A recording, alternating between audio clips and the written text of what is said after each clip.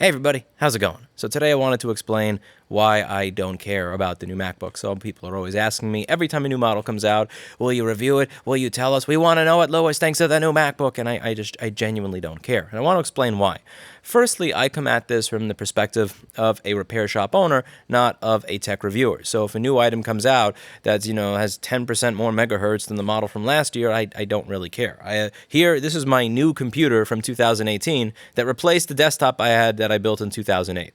My laptop that I got from 2016 is the P50 is replacing the laptop I used from 2011, and I'll probably keep using that for another 3 to 5 years. I noticed that with modern technology, there are these small, tiny, little minor modifications or iterative changes. It's not these huge incremental steps. Secondly, as a repair shop owner, I'm interested in the devices purely from the stance of repairability, which I will not know for at the very least 1 to 2 years, so I don't care, for several reasons. The first is that laptops, cell phones, all this, it's kind of like sneakers. So when people first buy a new pair of sneakers, they're really excited about it. They won't go out when if they see clouds outside. I don't want it to rain on my new sneakers. They'll avoid stepping in puddles. They'll, if they're stepping on the grass, they may see is there mud over there. I really don't want to get a scuff or anything on them. And then they trip over the curb or something, they get scratched, and it's like, I don't really care about it anymore. And then at that point, they'll start treating them like shit, like most people do.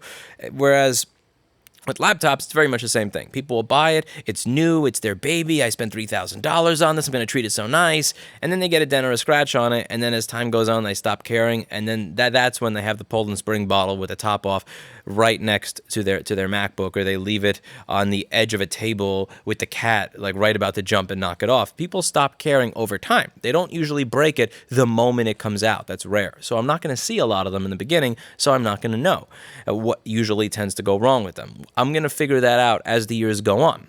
And secondly, honestly, every time a new model comes out, it's just like a stick getting poked in my eye to remind me that I work in an industry that I've put the last 12 years of my life into an industry that hates my guts and the fact that I exist within it. Allow me to explain. So when the newer revision of the MacBook Air came out in 2010, the A1369, that was the 13-inch A1369 MacBook Air, that machine did not have a screen available for 3 years. So I could not buy the screen, the LP133WP1 TJAA, until 2013. But the machine came out in 2010, which means that for 3 years, I had to tell customers I can't fix it. What I could do is I could buy used entire display assembly, but those at the time were $450 to $500, and people would routinely tell me to go fuck myself for quoting them that price on a computer that was $800 to $1,000. So I didn't even bother offering it as a service. I couldn't because the screen wasn't available. On the A1398 Retina from 2012, the screens were not available until late 2014. So again, for 2012, I had to tell you, sorry, I can't help you. 2013, I can't help you. And most of 2014, I had to tell you, I'm sorry, I can't help you. With let's say the newer machines, the 2018 MacBook Pro that came out, the A1989s and A1990s, they use an ISL 9240 charge chip instead of the ISL 9239.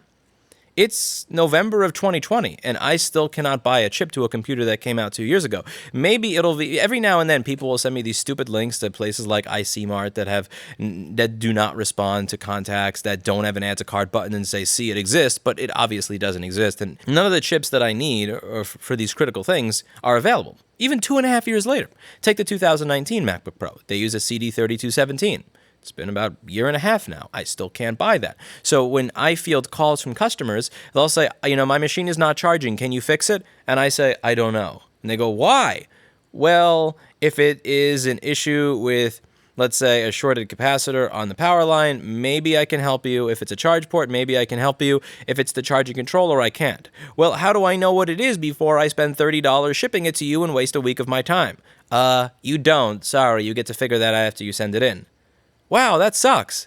Yeah, no shit. Obviously, we try to be a little bit more polite than that when we're having these conversations with customers, but that's pretty much what we go through for the first 2 to 3 years every time a machine comes out. Anytime a new machine comes out, it is usually 2 to 3 years before I have a schematic in hand and a board view and the ability to even dumpster dive to find chips that I need to do my job. And many chips that are required for, let's say, 2016 and 17 machines, a lot of them are still not available. You have to rip them off of donor boards, which are becoming more and more difficult to find. So when a new machine comes out, I don't care. I don't acknowledge its existence for 2 to 3 years. I don't want to acknowledge its existence for 2 to 3 years, because for those first 2 to 3 years after it comes out, it's a reminder that I am in a business that goes out of its way to ensure that I cannot do my job, that it doesn't matter how much competence I display, that it doesn't matter how well I do my job, that it doesn't matter how well we do on Google business listings, that it doesn't matter how many happy customers we have, how much money we're able to bring in, how many people we can employ, how much we're able to increase people's salaries over time as they get better at doing their job. None of this matters, because at the end of the day, for the first 2 years or so after a machine comes out, I usually can't do jack shit for it, and I have to have these really stupid sounding conversations with all my customers.